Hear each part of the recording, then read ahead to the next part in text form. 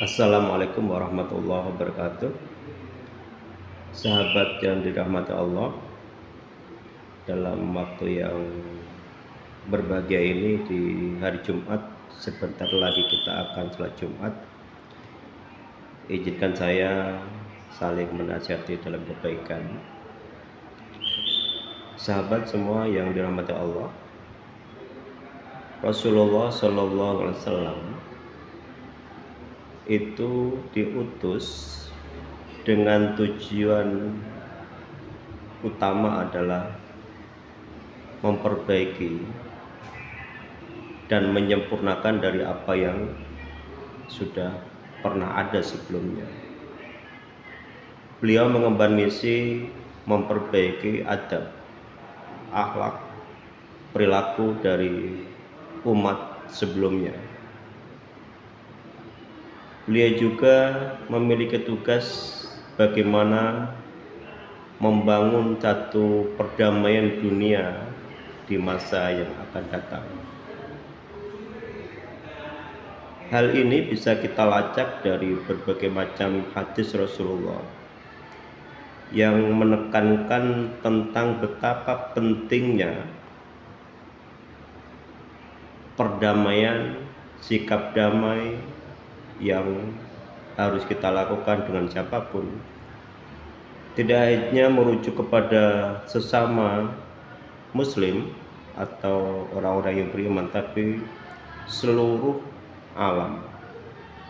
Hal ini terbaca dari, kalau kita lacak dari firman Allah, wa ma arsalnaka illa rahmatan lil alamin. Jadi Rasulullah diutus untuk menebarkan kasih sayang, menebarkan rasa aman sayang kepada siapapun, tidak hanya buat kita atau umatnya.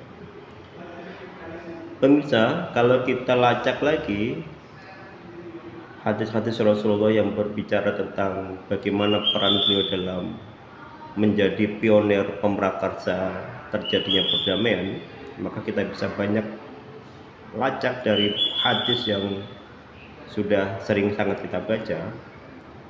Salah satu yang ingin saya kutip penggalan hadis yang bersuni, afsyus syalam bainakum. Rasulullah memberikan satu atensi kepada kita untuk menebarkan ucapan salam kepada kita semua, bainakum, kepada orang-orang di antara kita. Salam dalam pengertian ini bisa kita maknai dua hal. Yang pertama adalah salam bermakna lafziyah. Ketika kita bertemu dengan siapa saja, kita dianjurkan oleh Rasulullah untuk mengucapkan assalamualaikum warahmatullahi wabarakatuh. Ini sudah termaktub di banyak hadis-hadis redaksi yang masyhur seperti ini. Ini adalah upaya Rasulullah dalam membangun satu spirit perdamaian atau rasa damai kepada siapapun, apakah kita yang sudah muslim sesama muslim atau kepada orang lain. Hadirin, perintah Rasulullah yang mengajarkan kita untuk senantiasa mengucapkan salam, yang tadi kita maknai secara lafziyah, yang harus kita ucapkan ketika bertemu dengan siapapun, ini harus menjadi penyemangat buat kita.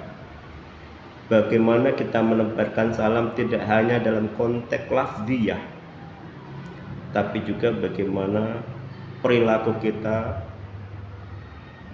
melaksanakan perintah Rasulullah tersebut. Nah, pemirsa, dalam konteks kita bermuamalah, bertetangga, berhubungan, pasti ada pola perilaku. Bagaimana kita bisa menerjemahkan dari perkataan salam itu sendiri.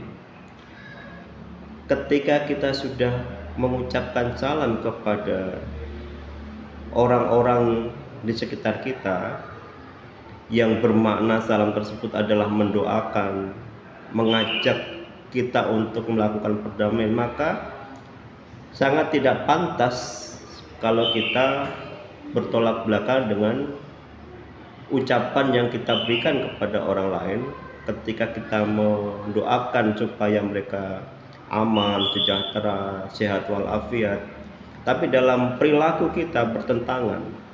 Nah, inilah yang harus menjadi spirit buat kita, bahwa perintah Rasulullah ketika untuk menebarkan salam dalam ucapan itu juga harus kita imbangi dengan perilaku. Bagaimana caranya supaya salam ini bermetamorfosis dalam perilaku? Maka kita harus membangun kesadaran bahwa orang lain, tetangga kita juga punya hak, punya kewajiban yang sama seperti kita. Ketika kita melaksanakan hak kita, maka di situ juga melekat kewajiban orang lain kepada kita. Ketika kita melakukan satu kewajiban kita dalam bermasyarakat, maka di situ ada juga hak orang lain yang harus kita tunaikan. Apa hak kita mengucapkan salam? Bagaimana kewajiban mereka membalas ucapan salam kita? Ketika kita sudah berbuat baik kepada orang lain, maka ada kewajiban buat mereka juga untuk melakukan kebaikan kepada kita. Sebaliknya juga, ketika kita sudah melakukan satu kebaikan, maka orang lain pun memiliki satu kewajiban yang sama untuk berbuat kebaikan. Wa idza khuyyitum bitahiyatin fa ahsana minha aw rudduha, kata Allah SWT.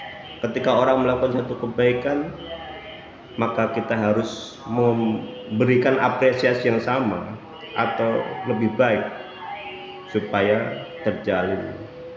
Nah, pemirsa, ketika kita memiliki satu kesadaran yang utuh, kesadaran yang sama terkait bahwa Rasulullah SAW diutus adalah untuk membangun peradaban yang mulia, menebarkan kasih sayang, maka tidak ada alasan buat kita untuk memiliki atau memendam rasa hasad, rasa dengki, dan perbuatan buruk lainnya.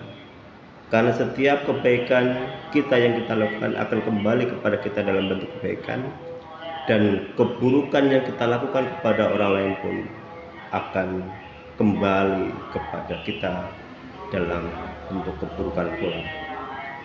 Oleh karena itu, bisa mari kita motivasi diri kita untuk selalu berbuat baik kepada siapapun, sehingga harmoni sosial kita dalam konteks berbangsa bernegara terjadi satu harmoni, satu tujuan dalam menggapai terciptanya kesejahteraan bersama, perdamaian dan keadilan. Demikian, wassalamualaikum warahmatullahi wabarakatuh.